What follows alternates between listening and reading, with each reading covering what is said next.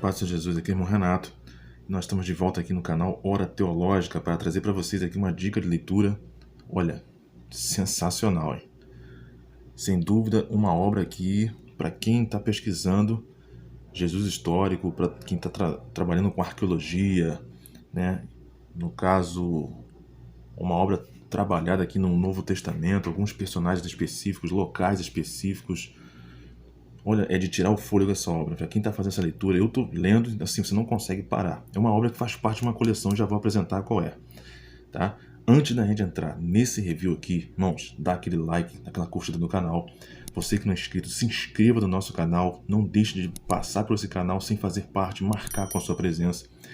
E você aciona o sininho das notificações, não esqueça. Aperta o sininho, vai abrir as 3 abas, a primeira opção todas, você aperta para não perder nenhum conteúdo no canal. Lembrando do nosso grupo no WhatsApp que está ativado, você quer fazer parte, é só mandar o seu nome e seu contato lá para o nosso e-mail que está aparecendo aí na tela, santosrsb2004@gmail.com, ok?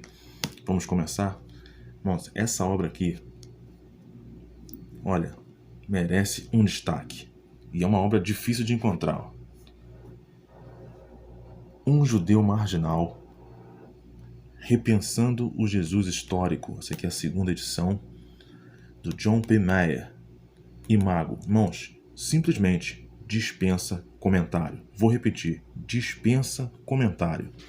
Essa obra aqui é uma obra antiga, da coleção Bereshit, uma coleção que ela é, aqui ó, volume 1. Ah, irmão, que obra é essa que eu não conheço direito? Deixa eu mostrar para vocês aqui as outras obras que vão continuar.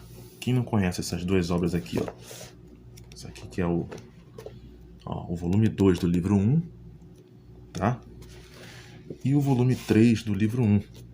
Ou seja, essas três obras fazem parte da primeira parte da coleção. Que aqui que inicia tudo, tá bom? O John P. Mayer praticamente era um católico erudito. Aqui, ó, ele era um padre. Deixa eu mostrar para vocês aqui. Estudioso de Jesus histórico, ele vai defender a posição menos liberal, né? Vamos dizer assim. Praticamente ele não tem a posição ortodoxa, mas ele vai defender os Jesus históricos, no caso o Jesus da fé, alguns pontos específicos. Aqui, ó, John P. Mayer é padre católico e professor da cadeira do Novo Testamento na Universidade Católica da América em Washington, D.C. E já foi presidente da Associação Bíblica Católica, assim como editor-geral do Catholic Biblical Quarterly. É talvez o mais eminente pesquisador bíblico de sua geração. Ele vai dialogar com muitos aqui. Ele vai dialogar com Raymond Brown, vai trabalhar aqui com Crossan. Irmãos, é uma obra sim fantástica. Ela é fantástica. Deixa eu mostrar para vocês aqui quantas páginas tem. Aqui, ó. Coleção Bereshit, ó. Judaísmo, modernidade, palavra crucificada. Tem várias obras aqui. Interessante. Anjos necessários, Evangelho de Tomé. É uma obra de 483 páginas. Nós vamos dar uma olhadinha aqui. Vai ficar um pouquinho extensa, os irmãos me perdoem que eu vou trazer um pouquinho mais detalhado aqui. Vamos aqui trabalhar com o sumário. Vamos ver o que tem o sumário aqui, deixa eu mostrar. Vou levantar um pouquinho a câmera para ajudar. Aqui, ó. Sumário, você tem agradecimento, introdução, parte 1, raízes do problema. Capítulo 1, conceitos básicos, o Jesus real e o Jesus histórico. Capítulo 2, as fontes, os livros canônicos do Novo Testamento. Capítulo 3, as fontes, Flávio Joséfo. Capítulo 4, as fontes, outros escritos pagãos e judeus. Capítulo 5, as fontes, as ágrafa ou agrafa, né? No caso, textos ditos de Jesus não encontrados nos evangelhos, e os evangelhos apócrifos. Aqui, capítulo 6. Critérios. Como decidir o que vem de Jesus? Capítulo 7. Conclusão da parte 1. Vale a pena todo o trabalho? Isso aqui é interessante a pergunta, porque são muitos textos manuscritos e como dividir e saber o que é verídico, o que é ditos ou não ditos de Jesus. Ele vai continuar aqui. Parte 2. Raízes da pessoa. Capítulo 8. No princípio, as origens de Jesus de Nazaré. Capítulo 9. Entrementes, parte 1, língua, educação e condição socioeconômica. Capítulo 10. Entrementes, parte 2, família, estado civil e condição como leigo. Capítulo 11. No 15º ano, uma cronologia da vida de Jesus. Mapa da Palestina ao tempo de Jesus. Mapa da Galiléia, ministério de Jesus. Quadro da família de Herodes o Grande. Quadro do tempo do reinado dos príncipes, imperadores romanos.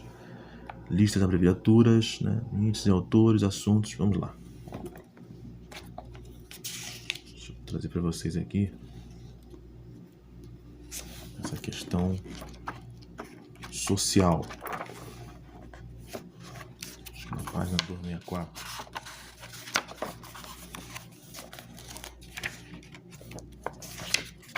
Uma obra que, sim, para pesquisar, quem quer entrar aqui na questão do Jesus histórico, aqui a pergunta: Jesus era analfabeto? Tem alguns posicionamentos aí dizendo que Jesus realmente não sabia ler, né?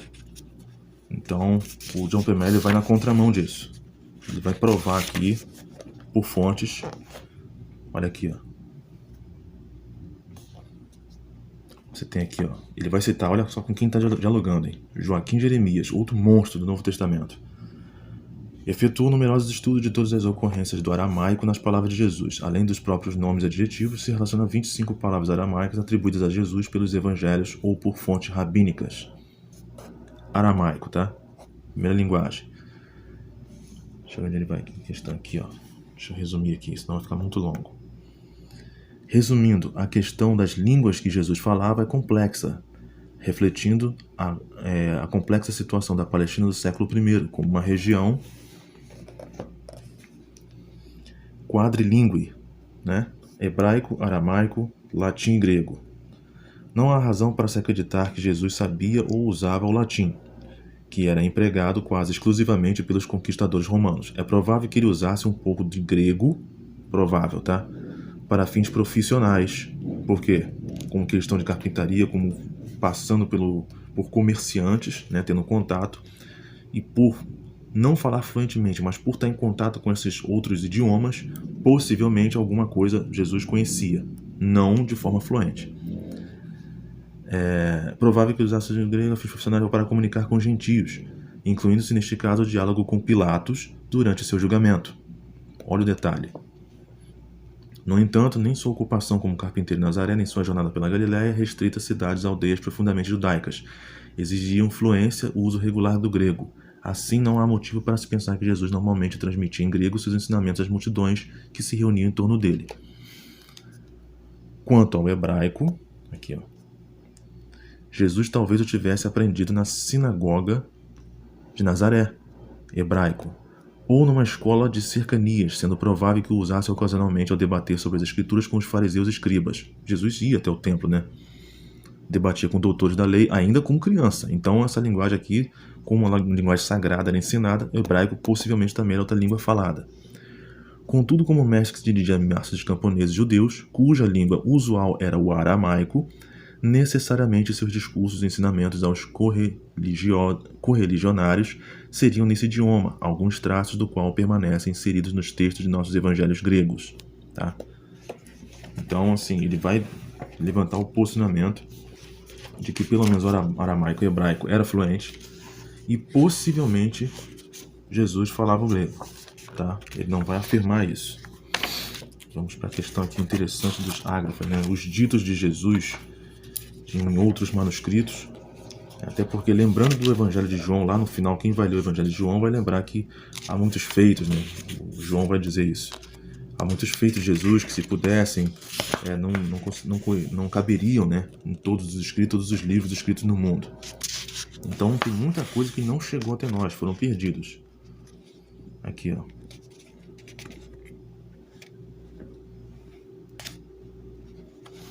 Essa parte é muito interessante.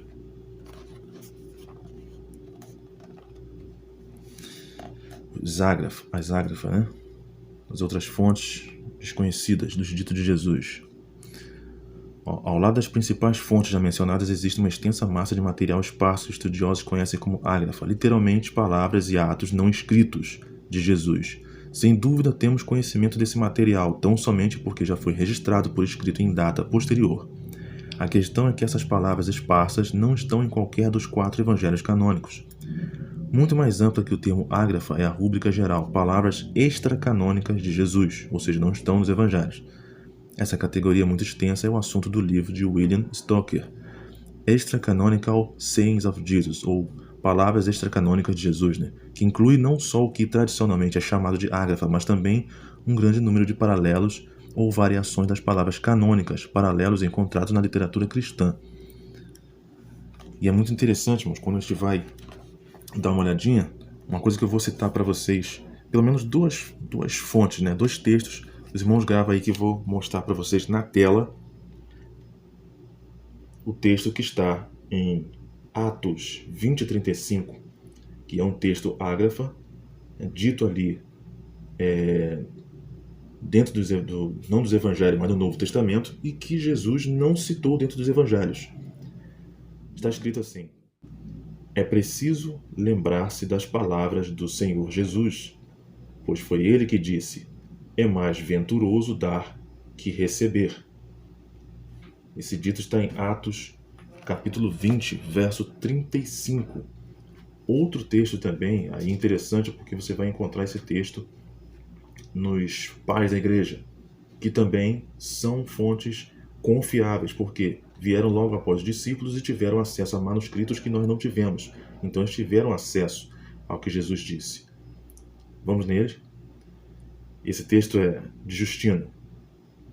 Por isso é que também nosso Senhor Jesus Cristo diz, ele está afirmando que Jesus Cristo disse isso: na situação em que eu vos surpreender, nesta igualmente vos julgarei. Esse texto está em Justino, diálogo com Trifão. Voltando aqui agora, irmãos, aqui ó, mais uma vez Jeremias, mais voltado para a questão da recuperação do material que pode ter vindo do próprio Jesus e, portanto, mais seletivo do que a coleção de Stoker, é Unknown Saying of Jesus, as palavras desconhecidas de Jesus. Esse texto aqui, essa obra aqui ó, de Joaquim Jeremias, ela é da Academia Cristã, tá? Quem pode encontrar vai tratar justamente sobre isso. Ó, que contém material que se estende até os escritos islâmicos medievais, tá? Em sua busca das palavras possivelmente autênticas de Jesus, Jeremias recorre a toda e qualquer fonte, desde o Novo Testamento, passando por acréscimos e variações dos manuscritos dos evangelhos, textos cristãos apócrifos dos primeiros séculos da era cristã, os padres da igreja até 500, liturgia e normas da igreja, discursos e hinos de revelação gnóstica, o Talmud, já por nós abordado aqui nessa obra, e finalmente uma inscrição árabe do século XVII, numa mesquita do norte da Índia. Sem dúvida, um autor católico pode ter inserido a palavra de Jesus nos escritos dos grandes místicos através dos séculos. Irmãos, uma pesquisa belíssima, assim, dá para se aprofundar de forma muito envolvente com essa obra, porque, podem ver, ele citou aqui, eu já citei 2 textos aqui para os irmãos, de ágrafas, mas ele vai se aprofundar muito mais sobre as origens cristãs, a origem de Jesus, textos apócrifos, o Evangelho de Jesus quando criança, o Evangelho de Tomé também, que alguns estudiosos, no caso, historiadores, vão se apoiar muito mais, dizendo que é autêntico o Evangelho de Tomé, botando mais peso do que os evangelhos canônicos, mas ele vai tratar e vai dialogar com todos esses historiadores aí, tá bom? Uma obra, assim, ímpar. Para começar, quem quer fazer essa coleção aqui, Um Judeu Marginal, esse aqui é o volume 1º, tá bom? Eu vou deixar aqui abaixo do vídeo o link da descrição para você como conseguir esta obra, que é difícil, mas eu vou fazer o possível para os irmãos terem um melhor acesso, ok, irmãos? Muito obrigado por ter ficado com a gente até agora, Deus abençoe e até o próximo vídeo.